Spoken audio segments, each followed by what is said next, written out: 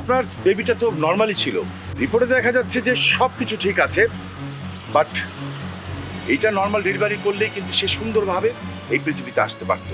কিন্তু ক্লিনিক ব্যবসার জন্য, হাসপাতাল ব্যবসা করার জন্য তারা আপনাদের বেবিটাকে সিজার করেছে। স্যার এটা কোনো কথা স্যার? দেখছেন আমগোর মতো গরিব রে কেমনে হয় স্যার? এত বড় সাহস! এটা কত খারাপ একটা কাম করলো স্যার। আমি গরিব মানুষ, আমার প্রত্যেকটা টাকার তো হিসাব আছে স্যার। আমার বাচ্চাটারে নিয়ে এমনি আটকে রাখছে স্যার, সিজার করেছে স্যার, আমার বউটারে কষ্ট দিছে স্যার। স্যার স্যার আপনি এটা ব্যবস্থা করে দেন স্যার। আপনি যেহেতু ডাক্তার স্যার, আপনি একটু লন স্যার ভিতরে স্যার।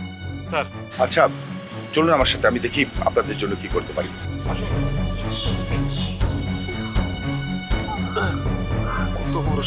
তুমি আস্তে আস্তে আসো, আমি যাই। স্যার চলেন স্যার। না আপনি ডাক্তার পিকে, ডাক্তার পিকে, ডাক্তার পিকে, কে বাচ্চা কই আমার?